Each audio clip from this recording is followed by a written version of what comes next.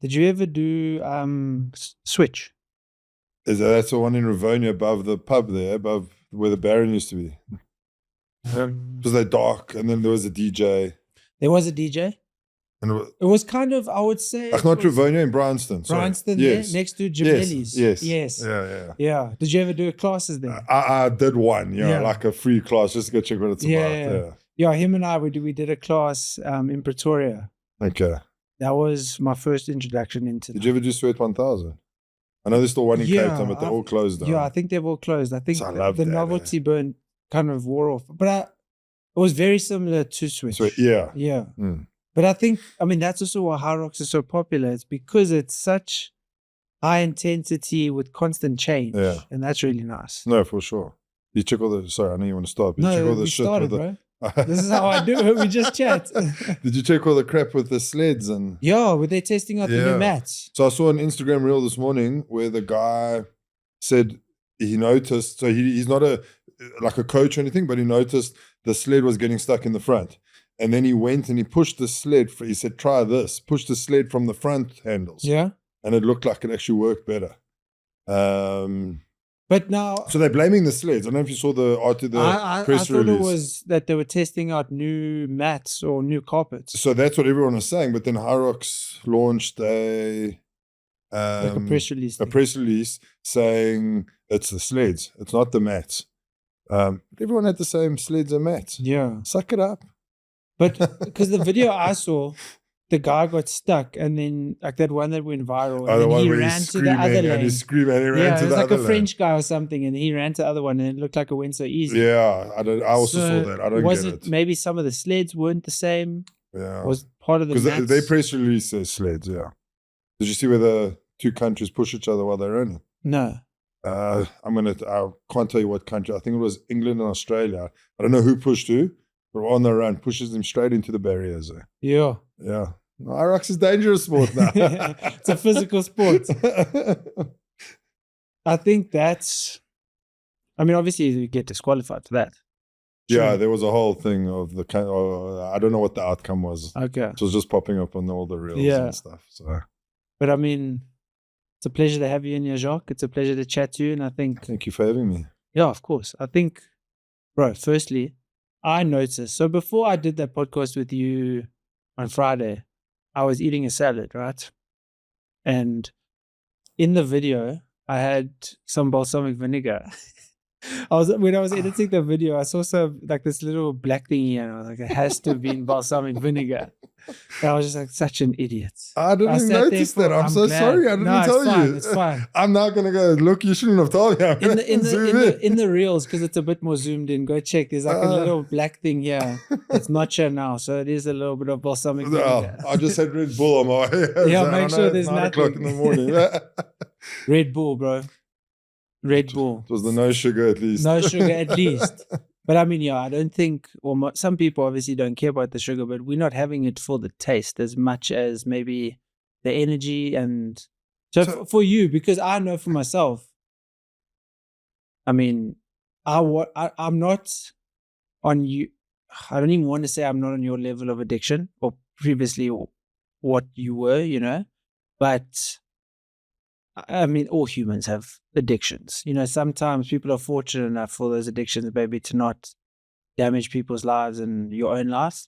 But, I went through a stage where I was drinking like 2 or 3 sugar-free Monsters every day. Yeah. And I was addicted to them.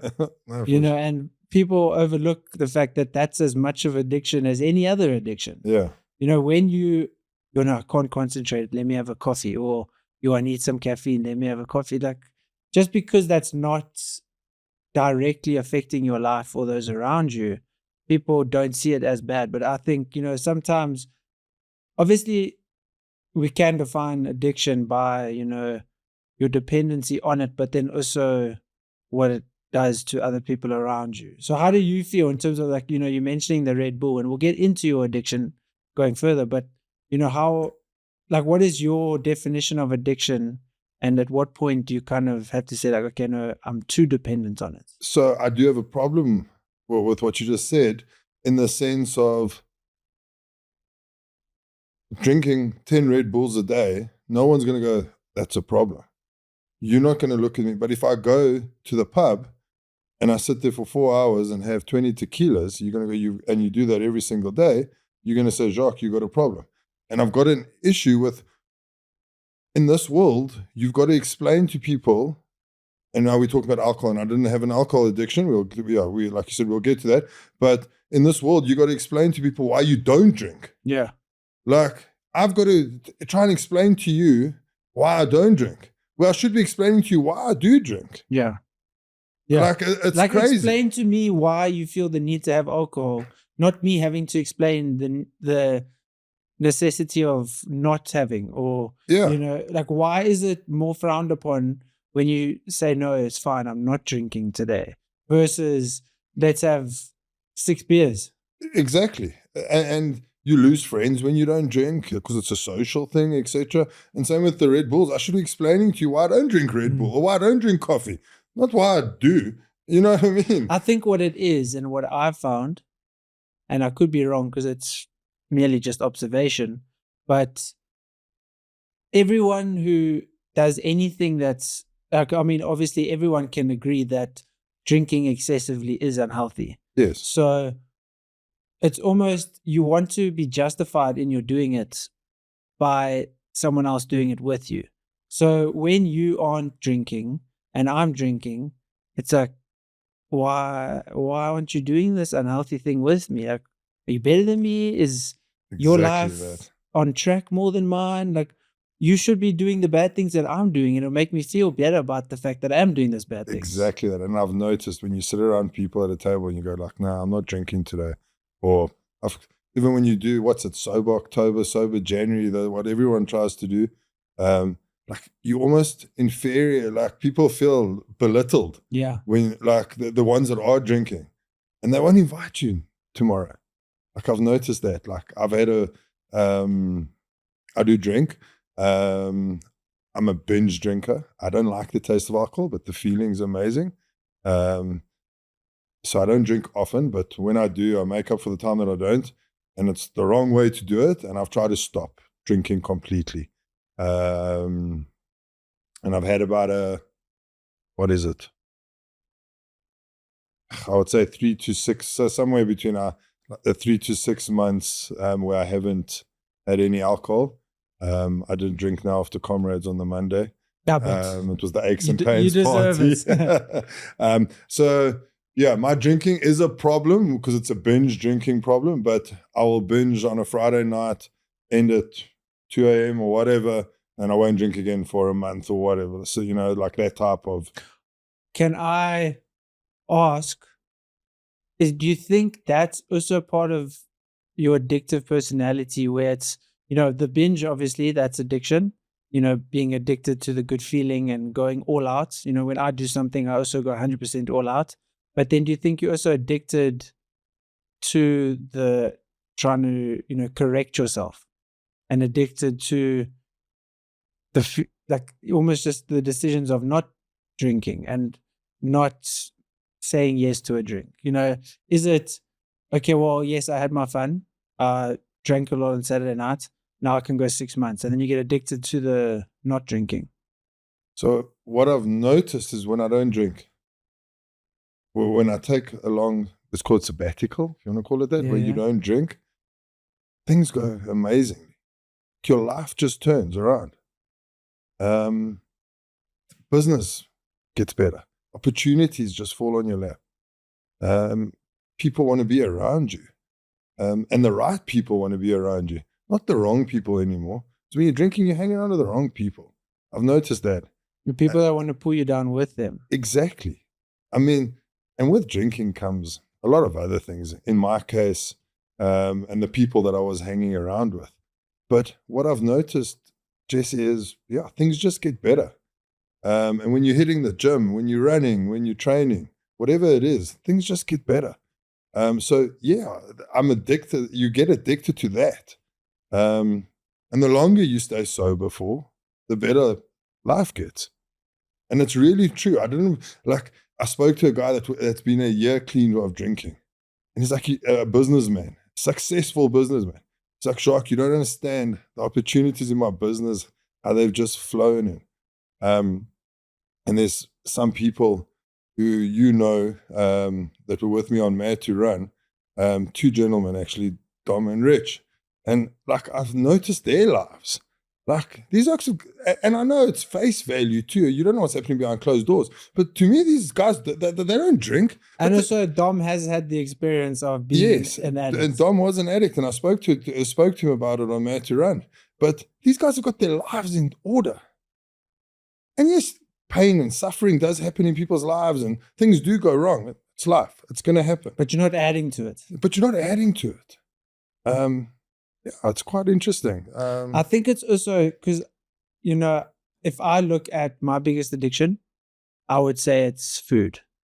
We spoke about a little bit on your podcast with sugar, but the healthier I eat, the better I feel. The better I feel, the more positive I think. When I think more positive, I'm more receptive to other people. And by being more receptive to other people, I then have new doors open to me, new opportunities, new things to be able to go into, which is exciting. And then when you see the opportunities, you become more positive, and it all just compounds together. And then Saturday night comes, I eat too much sugar. Sunday, I'm negative. I regret it. I feel bad. I beat myself up. I'm negative. My receptivity to other people is not as good, and it all just goes downhill. And it's all because of a certain decision. I'm not saying don't ever eat bad food, because I love bad food, but we all do. We have to accept, we all do. We have to accept that within those choices to indulge in whatever, I believe the biggest setback is the mental aspect, because we are ruled by our minds. Our minds control every aspect of our lives. And if we then give in to those bad things, bad thoughts reoccur, and you just, live in that negativity when you're constantly doing the negative thing. Yeah, and it takes even eating bad food. How long does it take to recover from that Sunday that you've eaten bad food? Yeah, because the Monday you're negative, the Tuesday you're going through something. Only on the Wednesday do you start feeling yourself again, because it takes time to get out of your system. Same with alcohol, same with drugs, whatever it is. So now we've mentioned, we're going to get into your addiction, which was gambling. And I find it very interesting, because it's not, I don't want to say it's not as common as alcohol, but you hear about it less. I think it's just because alcohol is more, or I guess nowadays gambling can be easily accessible for anyone, but maybe alcohol fires different parts of people's brains that, I guess I don't even want to say that gambling won't give you the same confidence. Maybe it does, but it gives you more. Yeah, so let's get into it, bro. So take us back to before the gambling addiction. So what just before we get into that, okay? Alcohol, drugs, and getting gambling, alcohol and drugs are widely spoken about. You don't hear about a guy that's a gambling addict. Mm-hmm. Gambling and sex addiction, I would say, are slightly less spoken about. Yeah, and it's not that there aren't people. Let me tell you, the rooms are full. Yeah. Okay, when I talk about the rooms, the recovery rooms, the Gamblers Anonymous, AA, NA, all those type of rooms, they are full. So the casinos at 7 a.m. Correct. Yeah. Overeaters Anonymous, the room is full. There's a room for overeaters, and you don't hear about that either. Yeah. But let me tell you, all those addictions are actually the same thing. Okay, they give you the same thing that you're looking for. When I gamble, I get the exact same thing that someone does when he has a line of cocaine. The exact same feeling. When I win that spin on the roulette wheel, when I win that sport bet, whatever it is, you get that same feeling and that same confidence. Walking out of that casino when you've won that money, or up that escalator at Monte Casino, whatever casino it is, trust me, your shoulders are high. You might not even, you're walking with your shoulders back, your chin up, smiling. When you lose, in the beginning, you're unhappy about it. But eventually, The feeling of losing is the same as the feeling of winning. You don't realize that. Subconsciously, you don't realize it, but it's the same thing. Your brain's giving you the same thing, and that's why you go back. What I find interesting is, okay, I'm jumping now from your question. Okay, but let's quickly go back because I'll tell you about that on the question. So right in the beginning of my journey, where did this all start? What do you think, what do you believe led to the addiction? So when I started my recovery, I was still married to my ex-wife. When I tried to get clean the first time, I was still married to my ex-wife. And there were threats. I'm going to leave you. I'm going to leave you. And I decided. Because of the gambling? Yeah. Well, money. Yeah. Okay. Gambling causes money issues eventually. And I decided, okay, cool. I'm going to go to a Gamblers Anonymous meeting. And I went to a Gamblers Anonymous meeting in Berario side, Fairland side. And I walked in there and they recommended I go see a gambling psychologist. And I found this lady who she's a psychologist, but she only deals with gamblers. No one else. And I went to go see her. And we started unpacking these things. And I didn't think of this at all like this. And she's like, were you apprehensive to the psychologist? Being a man, it was, a while ago. So, in terms of the climate, men can't talk about the issues, psychologists. No, because at this stage, I would do anything to try and save my marriage. Okay, I've got 2 kids with her. I don't want to get divorced. You want to, you know what I mean? I'm trying to save my marriage. So I'm not apprehensive to any of this. I'm going to do whatever I can. And I went to go see the psychologist. And we started unpacking this. And her first words to me were, Jacques, what's your first recollection of money? Couldn't answer. And I started thinking and I sat there. And we sat there for about 5 minutes in silence. And I remembered my grandfather used to keep his hands in his pocket and he used to have change. And he used to play with the change. And he used to go ding, ding, ding, ding, ding, ding, ding. Like play with it. That's what my grandfather, his hands were always in his pocket with his change and he used to play with it. And she's like, what does that sound like to you? Like a machine. And that's how young this already started in my brain. Did you have positive association with your grandfather and that noise? Big time. Because he would give me that change. Yeah. So, yeah, and I was very close to my grandfather. And then over and above that, the carousel was a big thing at that stage. And my family would drive out there. I grew up in Clarksville. My uncles and aunties all lived here in Johannesburg. And we would come and visit, but we would drive out to the carousel. And some of them would go gamble. But as a kid, I was already going into the carousel. And I remember those horses going in the circle, the carousel, where we would ride on them. And she then said to me, Jacques, let me tell you what's happened. Like, what are you talking about? It's like when you walk into a casino, casinos are designed by psychiatrists, psychologists. It's like the colors of a casino. So let's talk, everyone knows Monte Casino. When you walk down those escalators in Monte Casino, what do you hear first? Ding, ding, ding, ding, ding, ding, ding. You hear it before you even at those escalators. You start hearing the sounds.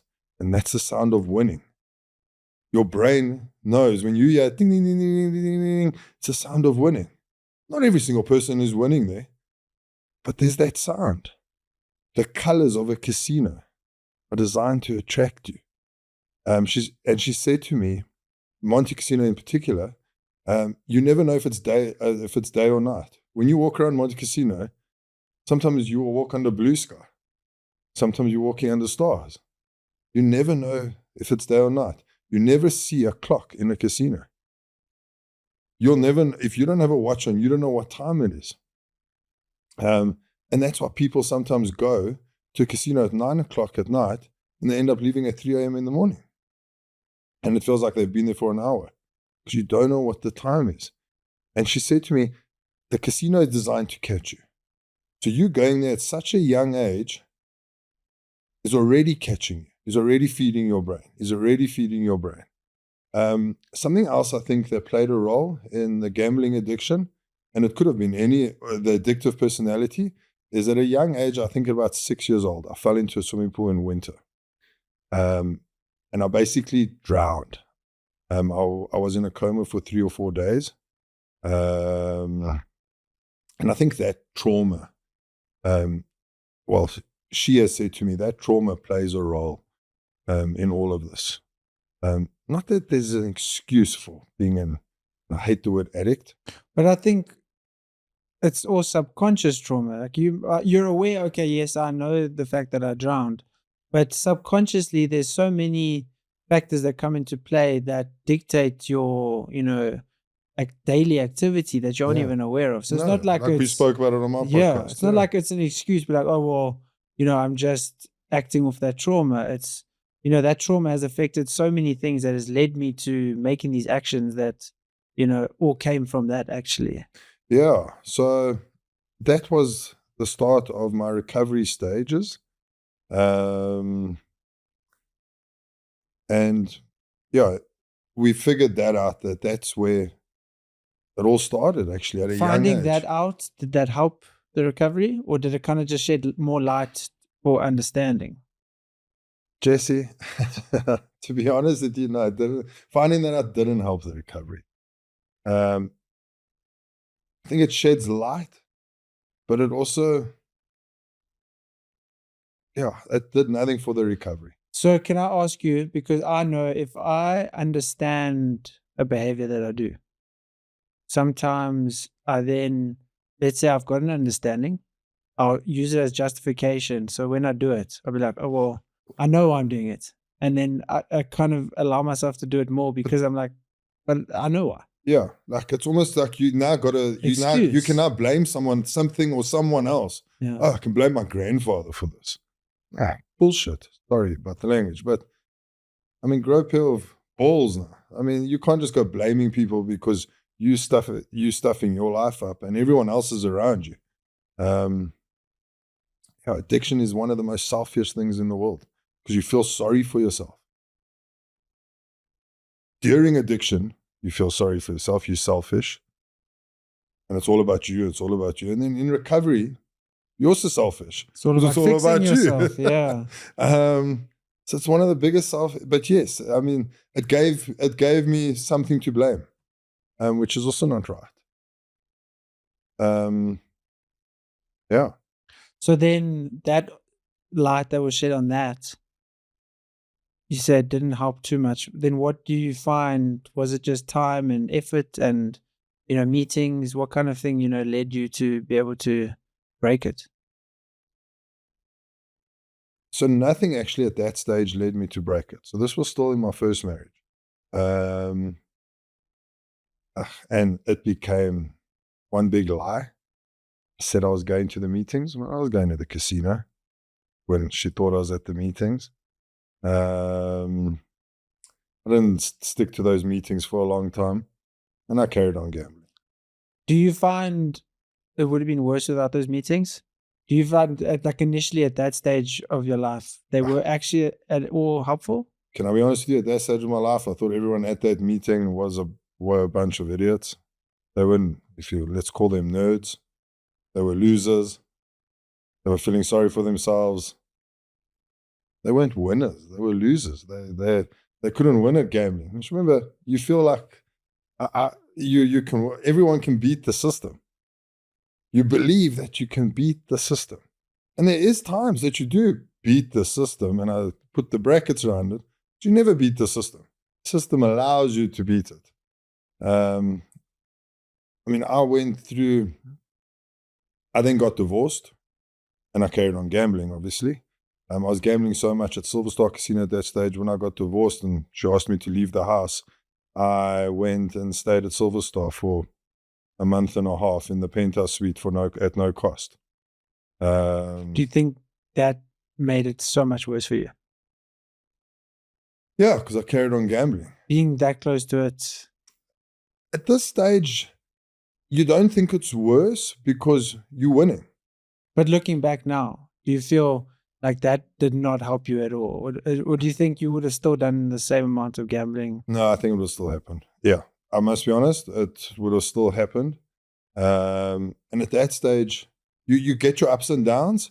And in my case, there was a stage where there was like a year of an up. Like I was untouchable. Gambling became my business. What were you mainly doing? Like what type of gambling? Everything. So I was at the casino, I was playing roulette and baccarat. And then at night, I would do sports betting. I'll do sports betting sometimes while I'm sitting at the baccarat table. But gambling became my business. I would wake up in the morning, go to Silver Star Casino, sit at my table, have breakfast, go sit at the baccarat table and play baccarat. While when they doing the cards at the baccarat table, go have a spin or two at the roulette table. If there was soccer on or cricket, rugby, over the week. So most of the sports happened over the weekends. But you would find tennis was a huge thing. I would bet on the first serve going in or out. Did you ever bet on like some obscure sport in like some different country? It wasn't obscure sport, it was soccer, but I would be up at 2 a.m. in the morning, betting on Japan's soccer. Don't even know who the teams are. Don't even know who the players are. But you were betting on that. I was a favorite player. I would choose the favorites the whole time. And yeah, you would put whatever amount of money on the favorite and hope the bookmakers aren't screwing you and that is the favorite and they're going to win. Upsets happen. More than what you think. Yeah. Yeah. And then you get to the stage where you're South African, you love South African rugby, but they're playing New Zealand and you don't even support your team anymore, your country anymore, because you're putting money on New Zealand on the spread to beat South Africa by 10 points. Yeah, it's just a crazy thing. And the people you were surrounding yourself with at the time, because obviously you don't want to be surrounding yourself with people that are telling you what you're doing is wrong. You know, were you surrounding yourself with a lot of people that were into gambling, or were you just hiding it from the people closest to you? So the sick thing about that is, to gambling, no one knows you're using. You can hide it from people. But the sick part is you convince people to gamble with you. I introduced a friend of mine, Ryan, to gambling. He still takes a punt or two today. He runs with me quite often and he tells me, I bet on South Africa and they lost, or whatever it is. He still takes a punt or two today. But it's because of me that he found out about sport betting. And there's so many of those people. But you convince these people because you go, I won X amount of money. So it's actually like sick, because if that was drugs, and I'm convincing you to take your first line. I'm convincing you to do, take that step and let's try this drug. That peer pressure. And it's so easy to put people on a gambling tangent, if you want to call it that, because everyone wants money. Let's be honest. Everyone wants money, especially in today's world. People are battling. Even the rich is battling. Everything's expensive. So if you know, South Africa is going to win today. If I put 10,000 Rand on South Africa and it's an even money, or it's 8 to 10, I get my 10,000 Rand back plus an 8,000 Rand. What happens if South Africa doesn't win? Then eventually it's your last 10,000 Rand. Eventually that hole gets deeper and deeper and deeper.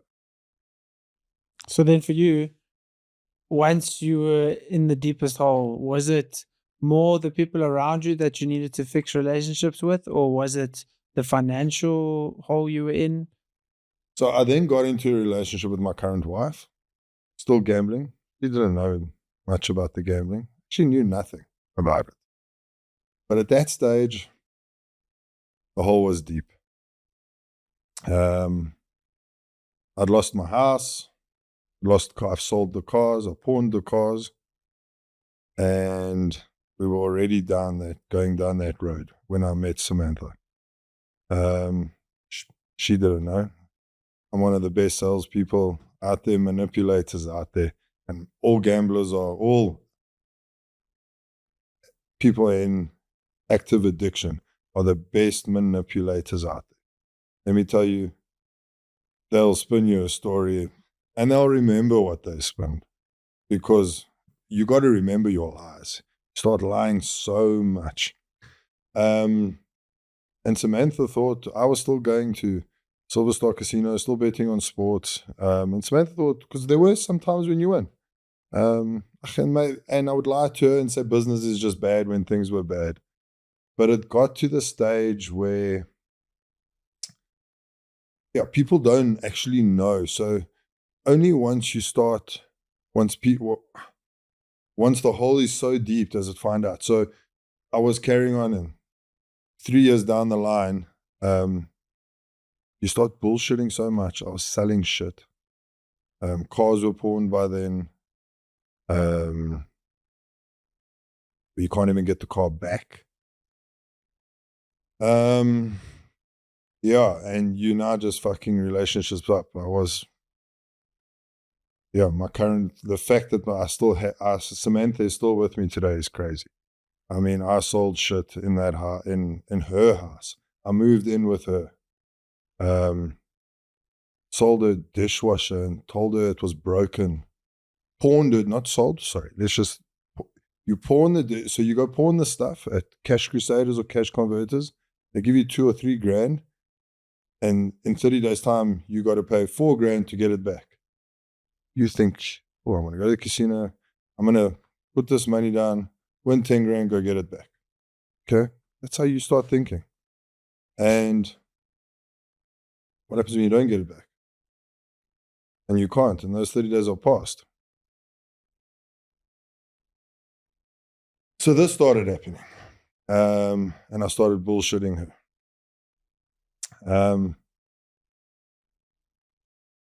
It then all came out. And we went to go see a counselor at Grace Point Church.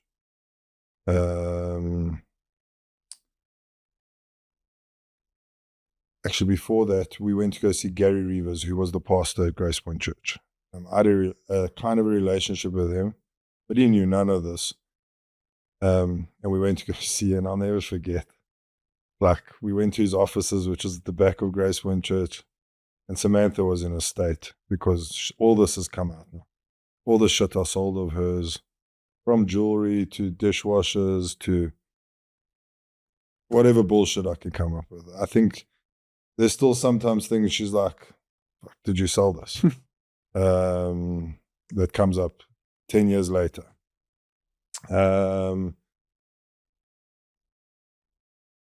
And she sat in this church office with Gary Rivers, and like, it was like, this fucking, sorry for my language, this fucking guy fucking stole this, fuck him, fuck that, I don't even know why the fuck I'm sitting here. And eventually she realized, like, I'll never forget. Wait, I'm in a church. I'm in a church and this is a pastor. And he looked at her and she apologized, and he looked at her and he's like, everything you're saying is true. Every swear word that's coming out of your mouth needs to come out of your mouth right now. Because this guy sitting here points at me is a rubbish. What he's done to you, and the fact that you're still sitting here after what he's done to you. And I'm like, dude, you're supposed to be on my side. You're supposed to be helping me. Yeah, I've come to you to try and save my marriage.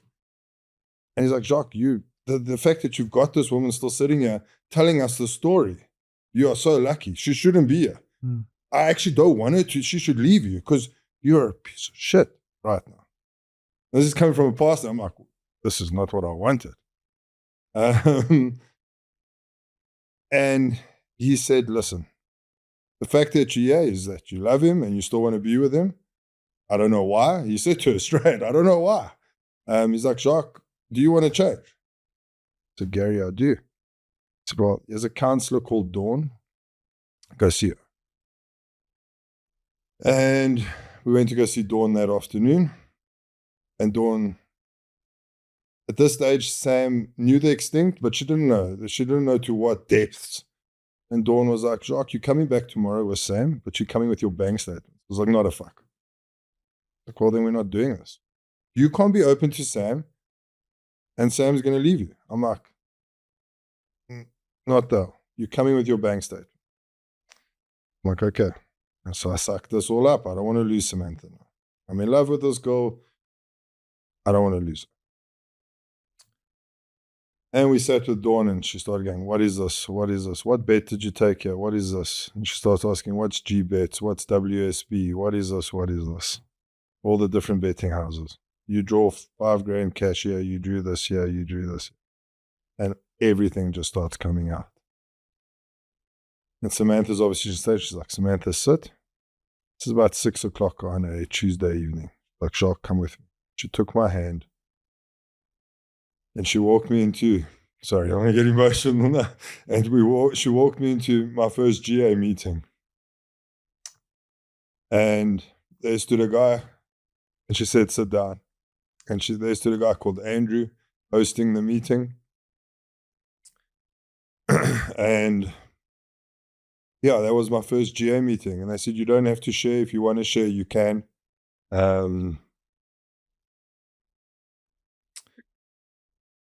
And all I said in this meeting, if I remember correctly, I fucked up.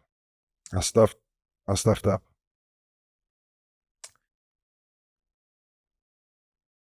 And yeah, the next Tuesday I went back to a meeting. So to answer your question, then the meetings started making sense. I resonated with these guys. Samantha then also, Dawn took her to her own meeting. And forgive me if I get the name wrong. I think it's called Feminon. So it's Family Anonymous type of thing. Yes. So the people that are dealing with addicts. So I'm a gambler. So it's everyone, all the wives and mothers or whatever, they're all different addicts. So it's not like me just with gamblers. So the lady next to you her son might be an alcoholic, or her husband might be a drug addict. And she started going to those meetings. Because you got to understand, and like I said to you earlier, why I hate the word addict. We're human. We're not addicts. We are human. You drink for a reason. You become an alcoholic for a reason. You become a drug addict for a reason. It's to numb one thing, to numb the pain. Even gambling. When I was in that casino gambling, the pain was numbed. What pain you going to ask me? I don't know. But I was happy. And at that stage of my life, why weren't you happy? I don't know. And I didn't have money. I needed money. I tried to find other outlets to get money. But everyone's got a pain. Every addict's got pain. And you shouldn't ask, why do you gamble? Or why do you drink? Just what's the pain that's causing you to drink? That's what the question should be. I went through the 12-step program, and I know a lot of people feel the 12-step program is olden day. I get why they say that, but the 12-step program really helped. Especially the part for me, making amends with the people that you've hurt along the way. Yeah, so that was that part of my life and how my recovery started. I'm blessed that I haven't relapsed. A lot of people relapse in any addiction. It's actually expected. I don't go to as many meetings as I should be going now at the moment, just because of life and kids, etc.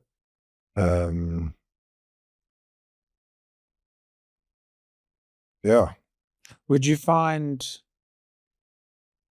you've obviously found coping mechanisms or certain things that, getting into running, getting into training, all of that is also, I know for a fact, for myself, just training makes me ruminate less.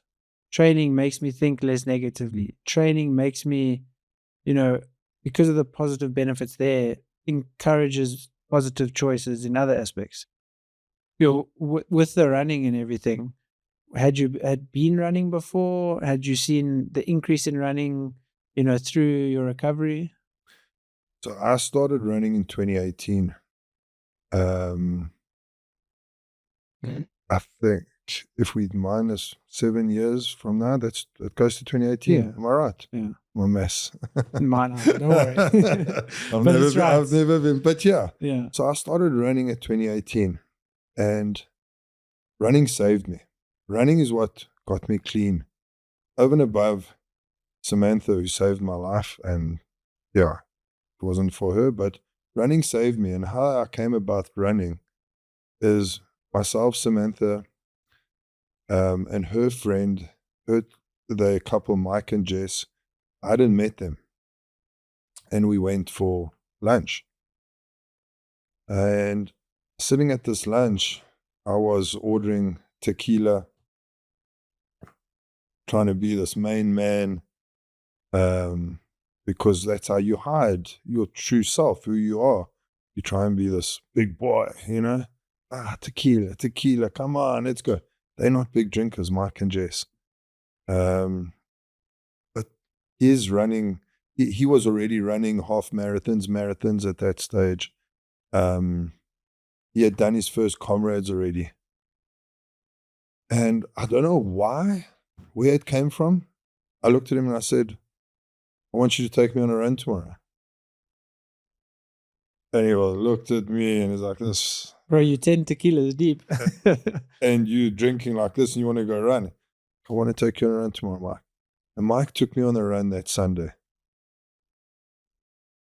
And I truly believe Mike's run, and I remember it was a longish run. I don't remember the distance. But since then, every time I've ran with our friend Mike,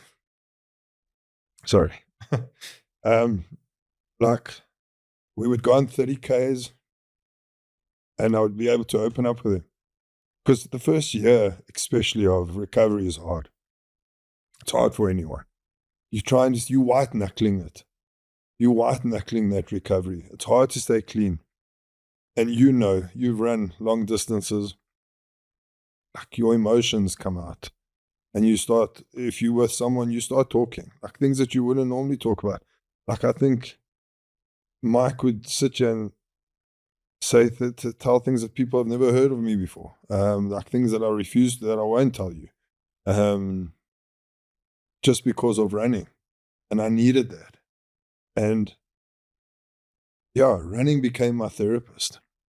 And I believe, and the more and more I stayed clean and the harder I trained, I got into boxing. I had 2 boxing matches. One where I got proper pummeled, the first one at a white collar fight. And I got into all these different sports. And I needed that.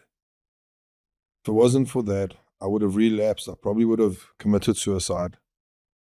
I've thought about suicide a few times where I've actually bought Dormicans from an illegal guy, the guy that sold them illegally, and I laid them out on a pillow.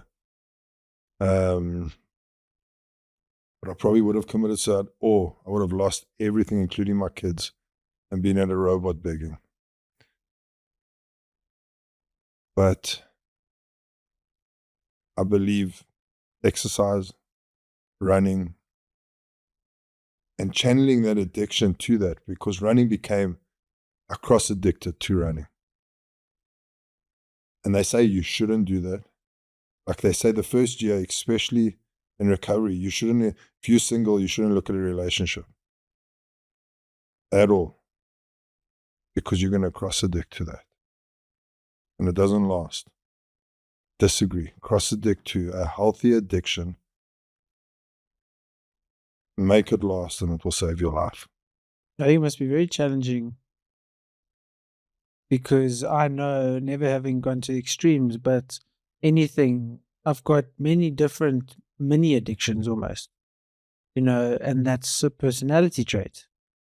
to not then cross addict in the first year must be extremely challenging. And then I think not having an outlet, and obviously running would be a good outlet to cross addict too, because of the health benefits and the serotonin and all the endorphins and everything.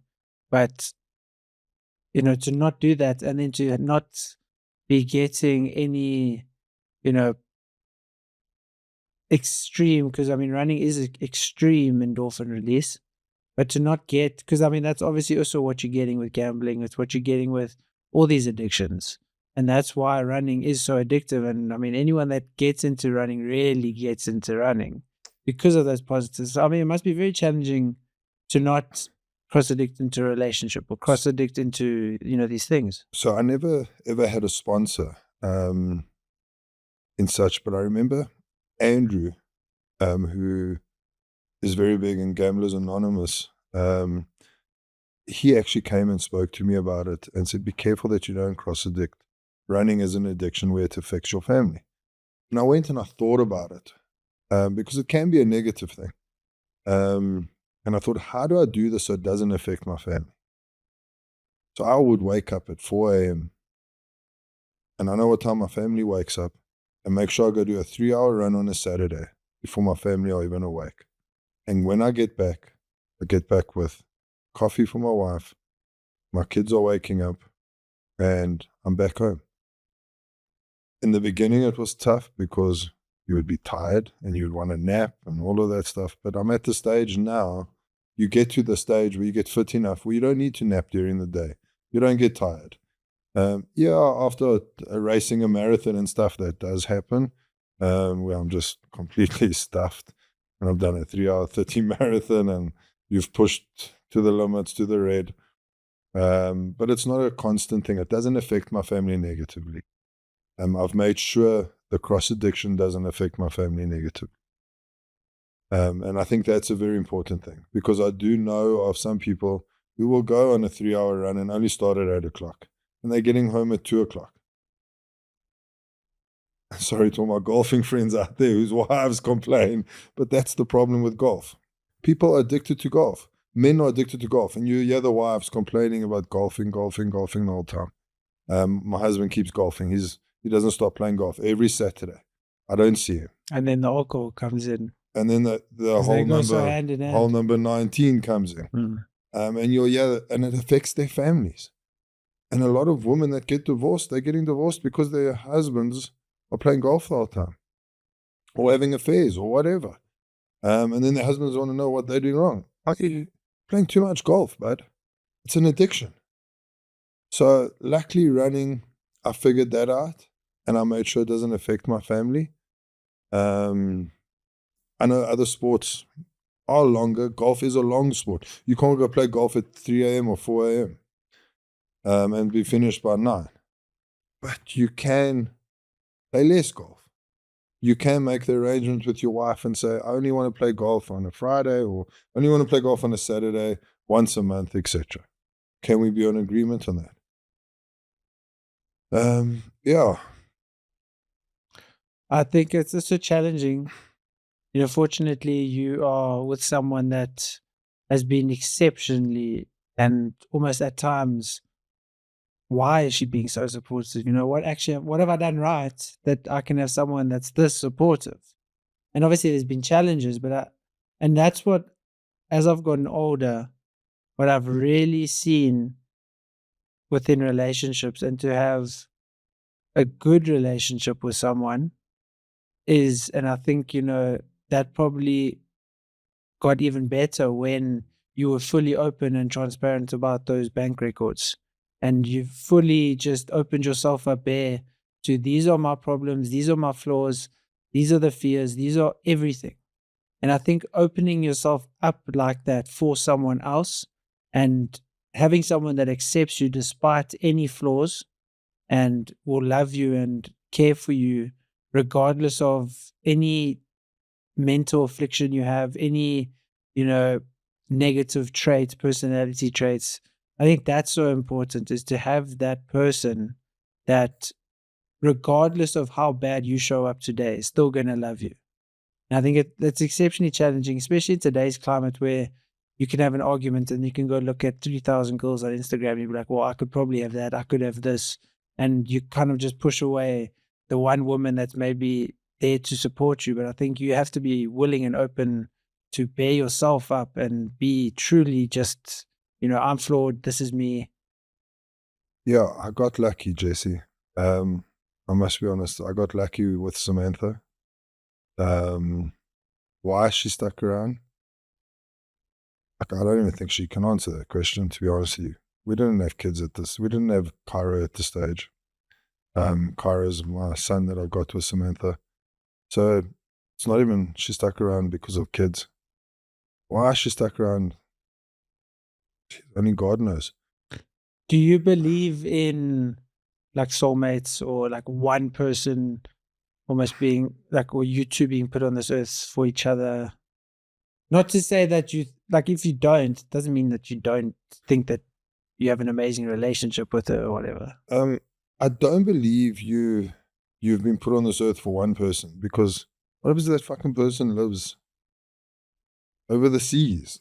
You know what I mean? In Egypt, wherever. Yeah. How do you find that person? But I do believe that when you found a person. And relationships are hard. I mean, it's easy to run, like you said, it's easy to run from a relationship, any relationship, and go find someone else. But if you're not going to work at a relationship, and like you say now, you have found this person who will stick through you through good times, bad times, through any mental stabilities, whatever it is, all your problems that you've got. Not really, because if you're not going to work at that and constantly work at that, and there are many things that happen in life. People lose businesses, your business can close down. You get tempted with other women in your workplace. Yeah, like all those things can stuff up a relationship. And you've got to work at not having those things. Like, you've got to, I've realized, and to be honest, in the last year or so, I was also, in the last 3 years, I worked for a company that was making a lot of money, but it was toxic. They were partying all the time. And I was part of those parties and everything, and it was toxic. And I almost lost Samantha because of that. And I realized that the only people you got is your family. Those are your people. And stuff the party on the Thursday night or the Friday night that's happening at the work. And it was almost like a boiler room type of company, type of vibe. We didn't sell shares, but it was like that, like, Wolf of Wall Street type of vibe, where the parties happen. And it was toxic. Like, then I almost lost Samantha again because of that. And there were people that were toxic. So you got to keep working. Even if you say, okay, I believe in soulmates. Samantha's my soulmate, or I'm her soulmate. Is that going to last if you go and fuck with another if you're woman? not putting in actual work and making smart decisions. I'm swearing a lot, sorry, but it's okay. The subject makes me and like if you go and bang another woman and cheat on her, is your soulmate going to stay? So maybe they're soulmates, but if you stuff around, she's not going to stay. If you keep screwing up, if I keep screwing up, Samantha's going to leave me. If I keep stuffing up, she's going to leave me. And I realized that in the last year or two of my life. And I made the choice where I'm done with that shit. I'm done with the parties. I want to live a healthy lifestyle. I'm not getting younger. I want to look good. I want to feel good. And live a healthy lifestyle. Yeah, I think, going back to the soulmate thing, I don't believe I think it's egotistical to think that every human is special enough. I was special enough to have had another person that was made specifically for me. But I think, we all are the people we are because of all the experiences we've had. And that person is compatible with you because of all the experiences they've had. Yes, maybe my exes I got along with and we were kind of compatible in certain things, but there were certain things that I was because of everything in my past and they were because of everything in their past that didn't gel perfectly. Yeah. But I think there comes a time where the place you are and the place that person is just gels so perfectly, and all the pieces kind of just fit together. It's not that you're special and you've got the soulmate that was made for you. It's just that life happened in a certain way and life happened for a certain way for them, and you met at the right time and all the factors and components all worked well together. And then it takes the effort and the transparency and the communication and constantly making the smarter decisions to, if there's some party at work and there's going to be a woman there, but I'm married, I don't need to go to that. Yeah. Not to say that you want to be around other women, but it's maybe just a better decision for your relationship to not just surround yourself with that. Okay, it is a better decision for my relationship to not spend 8 hours every Saturday playing golf. Okay, what do I want? I want the relationship with her, so I'm going to make the decisions and tailor my life around that. Because when things go wrong, I want her. Golf's not going to be there to save me if things go wrong. Yeah. If I've got financial work problems, golf's not going to help me. For sure. Maybe I can, hide in the golf and hide the pain and distract myself with golf, but that's not the same as the growth that I will get from maybe talking about the pain with your partner. Yeah. I actually I said to myself, I'm always going to ask myself the question, and I don't know what's the right decision. Would you want Samantha to be doing what you're doing right now? Would you want, because for some odd reason, in this society, it's okay for the men to do all these things. The moment a woman does the thing that men do, they get frowned upon. If a woman sleeping with 4 guys, what is she? She's a slut. Mm. Oh, what a slut. A man's doing it? Hey, high five, buddy. Got 4 chicks. So I decided to ask myself the question, would you want Samantha to be doing the things that you're doing? Would you want her to be in a casino, gambling away your money and lying to you? Would you want her to be at the work party with all these men? And yeah, I decided to ask myself that question, and that's actually helped me a lot to make my decision. Yeah. A similar one, yours is better because it's less egotistical, but Joe Rogan once said, when you're making decisions, just imagine that there's a camera crew filming you 24/7. I do like that. Yeah, that is. So, I mean, Yeah. if you're going to do something dumb, just imagine that everyone knows that you're doing that thing.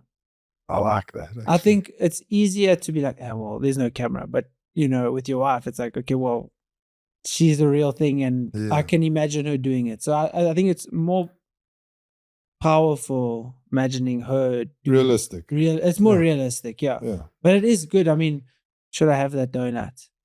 I imagine everyone is seeing me, watching me stuff my face with this donut. Actually, maybe I shouldn't. Yeah. And I think this life, I was watching a video with Robin Williams last night and some other actor. And he was just saying how no matter how much money you have, no matter how much accolades and fame and whatever, you can be the most powerful. I mean, we can see that with, all these celebrities now. No matter how much they've achieved and the success that they haven't got life more figured out than any of us. And as a society, we believe that they've got these things figured out just because they've got money. No. Because they've got money and praise and accolade that they have it sorted out. And no one does. Yeah, and let me tell you, just this morning, I saw a post from Charlize Theron. She's like, it's time I open up. I was like, what's this about? And she talks about her loneliness. She's got health issues. I don't know exactly what they are. It just came up and I started reading this. And Charlize Theron, who has got all the money in the world, all the fame, she's adopted, I don't know how many kids. And she's still talking about loneliness. And yeah, we think they've got everything intact. And we don't, but sometimes, like everyone is battling with something. And I think it's because people aren't open. Because you see someone, you interact with them, you see them at gym, you see them around, like, okay, that guy looks happy, he's always cheerful, always cool, nothing's really a problem, but I feel sometimes I'm unhappy. I feel sometimes that life's tough. I feel like I'm super negative all the time, but I can't show that to anyone else because they don't show that to me. So I must be the problem. And I think if we can just all understand that every single human on earth, even those parents of yours that seem perfect, even that brother that always seems happy, they are struggling just as much as you are. And like every single person on earth is not when they're 80 realizing, some stagnant points of happiness where it's like everything I've been working towards is finally now achieved and, I'm happy. I think the happiness comes in realizing that there's nothing to achieve, there's nothing to gain, there's nothing to obtain and get that's going to bring about this happiness. It's the acceptance and the liberation of just realizing like, I can be happy right now. I don't need to get that new car. I don't need to, get this. I don't need to, as long as my basic needs are met, I'm healthy, I'm happy. Well, my family around me has enough money. We always fed. There's no greater level of happiness that's going to be gained by worldly possessions. And it took me a long time to realize that. But then, like you say, when you do realize that, life actually becomes amazing. And I've realized it now. Happiness is not the right word, tangible. Yeah. A tangible thing. It's not. Happiness is not. Happiness is not a human being. I think also it's the problem with the English language. Because if you look at love, what is love? Love can't be, you can see the results of love. Yes. But you can't see love. You can see the results of it. You cannot obtain love. You can't grab onto it. You can't hold onto it. And the human language, like it kind of detaches us from reality because there's not enough words to properly communicate something other than just the observation of it. Love is seeing the mom looking after a sick kid, even though she's feeling terrible and has work stress or whatever, and is not putting that onto the child. Like that's love, but you can't hold on to it. You can't grab it. It's not something that's like real, I don't remember his name. Help me. I think he is an Avenger. Yeah. He went through a terrible accident, the snowplow. He was Hawkeye. Yes, Hawkeye. Okay, so Jeremy Renner. That's it. Yeah. He's go watch his podcast with Joe Rogan. He talks about love, and exactly what you said now. He says the only way you can get love is through pain. And what did you say now? You see a mother looking after the sick child. There's pain there. The child is sick, and that's how you notice love. Please. It's the Joe Rogan podcast. This guy, okay, because Jeremy just brought out a book about the whole thing, so maybe it's actually a good read. Yeah, so the book is the Joe Rogan talks about the book, but yeah, he talks about love, and the only way you can achieve love is through pain. And I found that interesting, and it's been stuck in my mind every time I run, and I think to myself, like all the pain that I've caused my family. I don't regret my addiction. I don't regret going through what I went through. I regret putting those around me. I mean, there's lots we haven't spoken about. I think, we can sit and talk about it forever. But all the pain I've put everyone through, those that stuck by me, I'm so closer to today.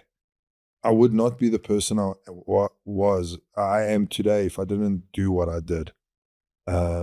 I could not be the father I am. You wouldn't have experienced the compassion and the love if you hadn't gone and caused and been through that pain. Yeah. But it is still work. There is still work behind it. I've still got that little guy in my head that's going, let's go. Let's go drink. Let's go gamble.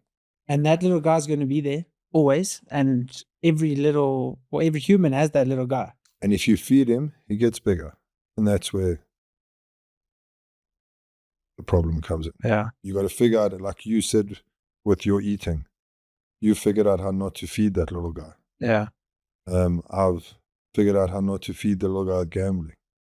And you got to put the safety nets in place, obviously, with any type of addiction. I saw a thing actually this morning on my way, just before I left for you, that came up where it talks about triggers. And this guy was a drug addict, and he's like, you can't tell me to stay away from my triggers because then I wouldn't have a life. It's like, I used at a funeral. I used at the bar. I used at the restaurant. I used everywhere. It's like, I can't stay away from my triggers. You can't not go on your phone. No, you Like, actually got to harden the fuck up and become hard in the sense of, okay, sort your life out now. I find a lot of people in like the GA meetings and stuff, everyone feels sorry for themselves in the beginning. If you carry on with that, you're never going to come right. Can't, woes is me, me, no. Gotta be like, yeah, man the fuck up. did you, in closing, see that you needed to man up after seeing the woe is me not work? Or what do you think led to, the biggest improvement? Was it that complete rock bottom where it was like, whoa, yes, I've got someone that's supporting me, but she's not gonna, no amount of support in the world is gonna fix me unless I fix myself. So, like I said, there was lots we haven't spoken about. Maybe a part 2. But my rock bottom was being in prison. I got locked up.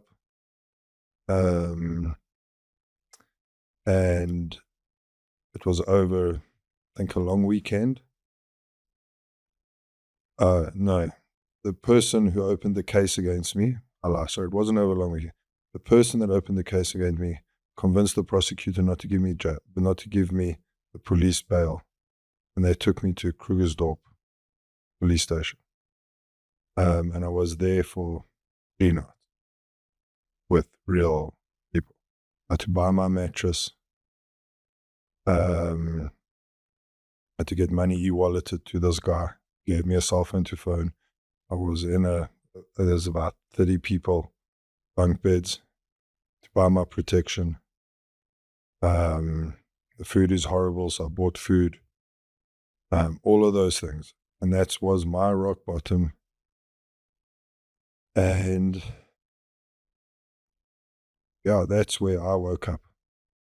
And I knew, this is where you're going to end up. You either shape up or you fucking end up dead, jail, or a robot. And that's where I woke up. Incredible story, bro. And I think we definitely need a part 2. And I feel and I do apologize. I feel I was all over the place. No. but like, it's like, yeah, it's the first time in a long time. Like, I haven't had a Gamblers Anonymous share for a while where you tell your story to the others, because you normally do that on your 1 year. And I haven't had one, like you normally, like every 3 years or whatever they say, come and share. And I haven't had one since my 1 year. So this is almost like my first share. So I'm all over the place. So I do apologize. But yeah. Maybe now you can go back and do another one. Go share it. Yeah. I'll invite you to the share. Yeah, but I would absolutely come.